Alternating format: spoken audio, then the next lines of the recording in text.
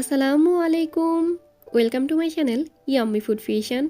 আমি আজকে আপনাদের সাথে দারুণ মজার একটা রেসিপি শেয়ার করব, আর সেটা হচ্ছে সফট বেবি নানের রেসিপি।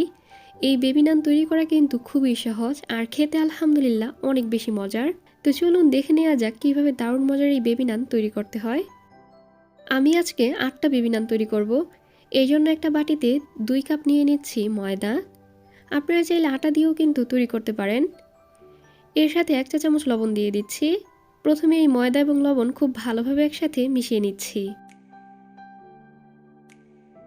ময়দা এবং লবণ ভালোভাবে মিশিয়ে নেওয়া হয়ে গেলে এখন এর মধ্যে 2 টেবিল চামচ দিয়ে দিচ্ছি চিনি। প্রতি কাপ ময়দার জন্য 1 টেবিল চামচ করে চিনি ব্যবহার করবেন। হাফ টেবিল চামচ দিয়ে দিচ্ছি ইস্ট। আমি এখানে একদম ডিপ থেকে বের করে সরাসরি ইস্ট ব্যবহার করছি। যেহেতু আমি এখানে অ্যাক্টিভ ইস্ট ব্যবহার করছি, আলাদা করে এই ইস্ট অ্যাক্টিভ করে নেওয়ার কিন্তু আর কোনো দরকার নেই। এখন এই ময়দার সাথে ইস্ট এবং চিনি খুব ভালোভাবে একসাথে মিশিয়ে নিচ্ছি। মিশিয়ে নেওয়া হয়ে গেলে এখন এর মধ্যে দিয়ে দিচ্ছি রুমের স্বাভাবিক তাপমাত্রায় থাকা পানি। কোনো কুসুম গরম পানি এখানে ব্যবহার করতে হবে না, রুমের স্বাভাবিক তাপমাত্রায় থাকা পানি ব্যবহার করলেই হবে। আসলে যে কোনো ব্রেড আইটেম তৈরি করা কিন্তু খুবই সহজ, আমরা নিজেরাই এটাকে আসলে জটিল করে ফেলি। অল্প অল্প করে পানি দিয়ে সফট একটা ডো তৈরি করে নিতে হবে। সফট একটা ডো তৈরি করে নেওয়া হয়ে গেলে এখন এর মধ্যে 2 টেবিল চামচ দিয়ে দিচ্ছি রান্না করা সয়াবিন তেল। প্রথমে 1 টেবিল চামচ তেল দিয়ে খুব ভালোভাবে মিশিয়ে এখন এর মধ্যে আরও 1 টেবিল চামচ তেল দিয়ে দিচ্ছি। তেলটা দেওয়ার পর এখন আর 2-3 মিনিটের মতো খুব ভালোভাবে একটু মথে নিচ্ছি। একদম পুরোপুরি মসৃণ একটা ডো করতে হবে এমন কোনো কথা নেই। পুরোপুরি মসৃণ ডো না করলেও কিন্তু আপনার বেবি নান মসৃণই হবে।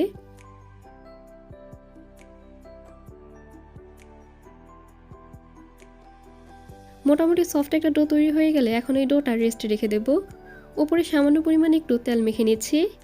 প্লাস্টিক র্যাপ দিয়ে মুড়িয়ে রুমের স্বাভাবিক তাপমাত্রায় রেখে দিচ্ছি 30 মিনিটের জন্য।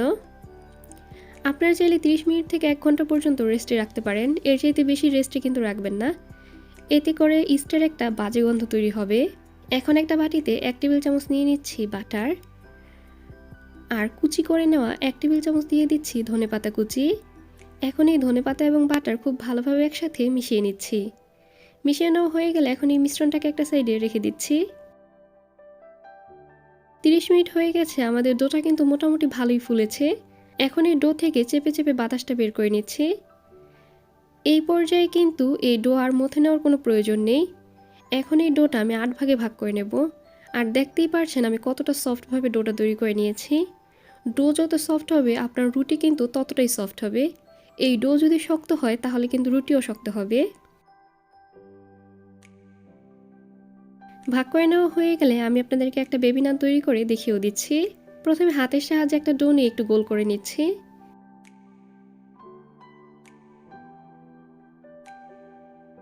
যেই সারফেসে রুটি বেলে নেব সেই সারফেসে প্রথমেই কিছুটা ময়দা মেখে নিচ্ছি। আর বেবি নান কিন্তু খুব বেশি বড় হয় না, এটা কিন্তু একটু মোটাই হয়, এই জন্য বেশি পাতলা করে কিন্তু বেলতে যাবেন না।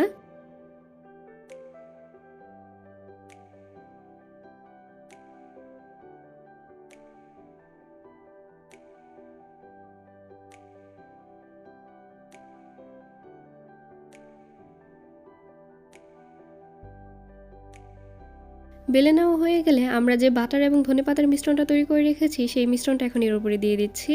খুব ভালোভাবে চারদিকে ছড়িয়ে দিচ্ছি। আপনারা চাইলে রুটিটা সেঁকে নেওয়ার পরও মিশিয়ে নিতে পারেন, আমার কাছে আসলে এইভাবে মিশিয়ে নিতেই বেশি সুবিধা মনে হয়, এই জন্য আমি প্রথম পর্যায়ে মিশিয়ে নিচ্ছি। একটা বেবি নান আমি আপনাদেরকে চুলায় সেঁকেও দেখিয়ে দিচ্ছি। চুলার আঁচটা মিডিয়ামের চাইতেও কিছুটা কম রেখে 3 মিনিটের জন্য প্রতিটা বেবি নান ভেজে নিতে হবে। আপনারা চাইলে ঢাকনা দিয়েও ঢেকে ভেজে নিতে পারেন, সেক্ষেত্রে এই বেবি নানগুলো আরও বেশি সফট হবে। 2 পাশ মিলিয়ে যখন সুন্দর একটা কালার চলে আসবে তখন চুলা থেকে নামিয়ে সার্ভ করে নিচ্ছি। ঠান্ডা হওয়ার পরও কিন্তু এই বেবি নান প্রায় 2-3 ঘন্টা পর্যন্ত একদম সফট থাকে। হালিম, নিহারি বা গ্রিল চিকেনের সাথে দারুণ মজার এই বেবি নান সার্ভ করতে পারেন।